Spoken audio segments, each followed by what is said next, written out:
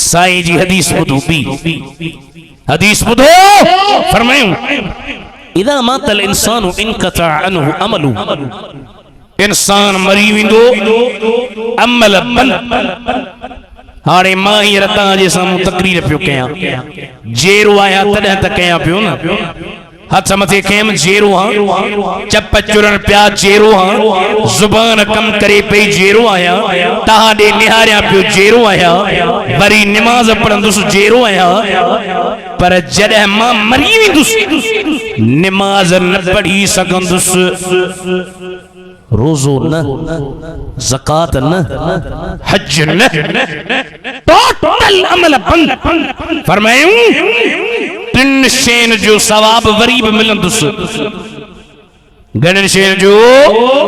टिन शयुनि जो क़िबला के जूं टे शयूं पाण फरमायूं हिकिड़ो सदको जारी किथे मस्जिद ठाराए छॾी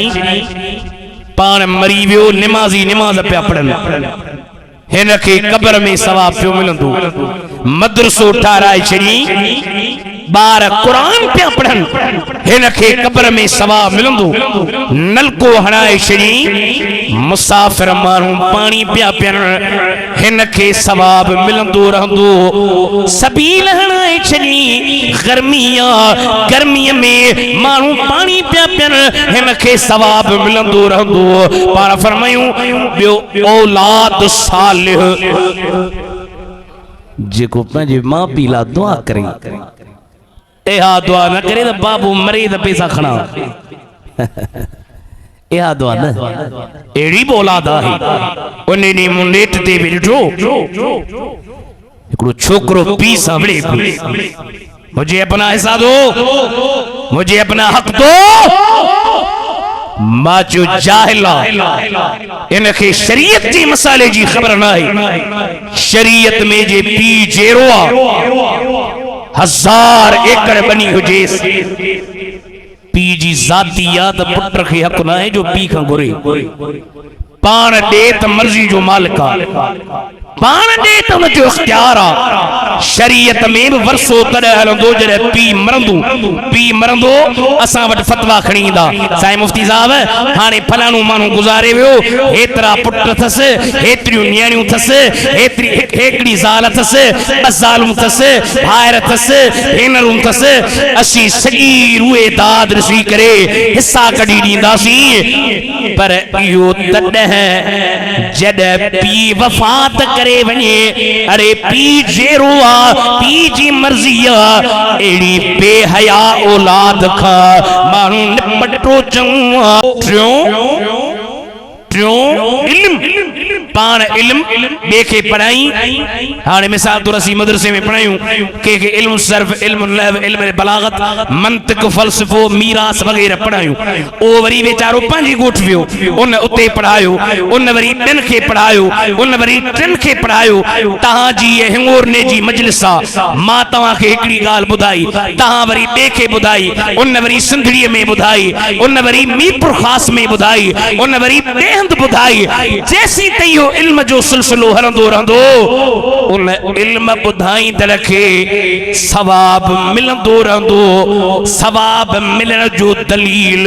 इन आयत में अल्लाह ताला जो प्यारो नबी थो चवे रब्बि जअलनी मुकीमस सलाती व मिन ज़ुर्रियती रब्बना व तक़ब्बल दुआए ओ असांजा रब असांजी दुआ क़बूल कर रब्बना ग़फ़िरली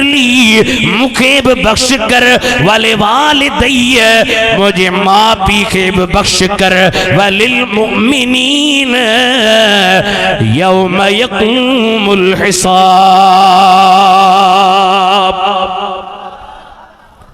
आवाज़ पी माँ जे ला दुआ घुरण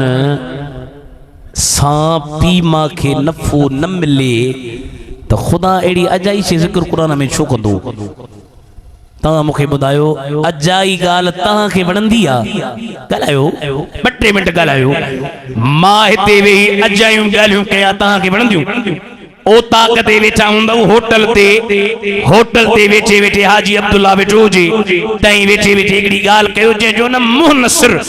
हाजी साहब चवंदो बाबा बादशाह छा ॻाल्हि अहिड़ी कयो जेका थियल न हुजे साॻी ॻाल्हि वरी वरी वरी वरी तंहिंजो मतिलबु आहे त तही ख़ुदि जेका शइ अजाई हूंदी